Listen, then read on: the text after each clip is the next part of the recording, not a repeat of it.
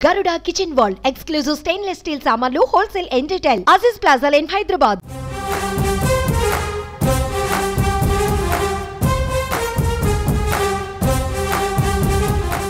ఏపీలో కూడా ఒక నిరుద్యోగ యువతి యూట్యూబ్ స్టార్ రాబోయే ఎన్నికల్లో పోటీ చేస్తా అంటోంది. బర్రెలక్కలానే నిరుద్యోగ యువత తరపున తాను పోరాటం చేస్తానని ముందుకొస్తోంది ఓ యువతి.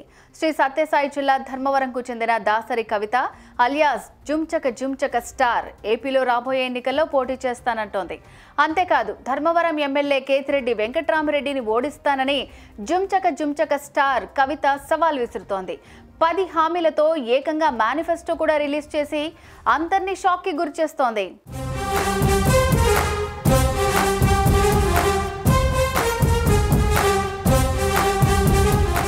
బర్రెలక్క కొద్ది రోజుల క్రితం జరిగిన తెలంగాణ ఎన్నికల్లో ఈ పేరు ఓ సంచలనం.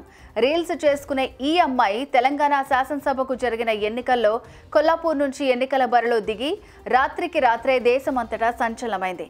నిరుద్యోగుల గొంతుకగా తాను బరిలోకి దిగినట్టు చెప్పిన కర్నె శిరీష అలియాస్ బర్రెలక్కకు విపరీతమైన మద్దతు లభించింది. సిబిఐ మాజీ జేడీ వివి లక్ష్మీనారాయణ కొల్లాపూర్ వెళ్లి ఆమె తరపున ప్రచారం చేశారు. మరెంతో మంది ప్రచారానికి ముందుకొచ్చారు. సరిహద్దుతో సంబంధం లేకుండా ఎంతో మంది ఆమెకు అంటగా నిలిచారు. ఇప్పుడు ఆమెను స్ఫూర్తిగా తీసుకున్న ఎంతో మంది వచ్చే ఎన్నికల్లో పోటీకి సిద్ధమవుతున్నారు.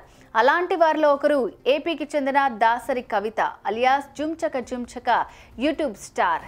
ఈమె స్వగ్రామం శ్రీ సత్యసాయి జిల్లా ధర్మవరం చర్లోపల్లి.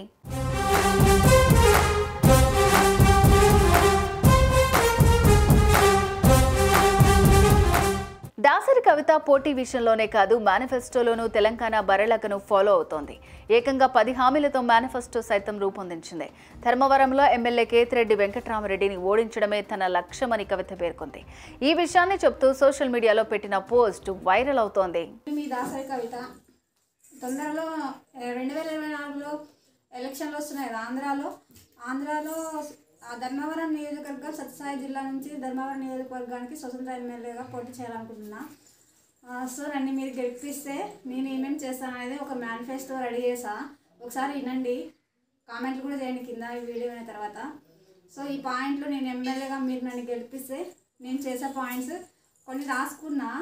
తర్వాత ఇక మనం చేస్తాం కదా ప్రచారం, కానీ ప్రచారం చేయకపోయినా ఒకవేళ మనం ప్రతి ఏరియాలో నియోజకవర్గంలో మండలాల్లో ఏ సమస్య ఉందో దాదాపు ఇవే సమస్యలు ఉన్నాయి. వీటిపైన నేను రాసుకున్నా. ఇంకా మనకి ఎక్స్ట్రా కానీ అనిపిస్తున్నా కూడా వాటిని నేను యాడ్ చేసుకుంటా.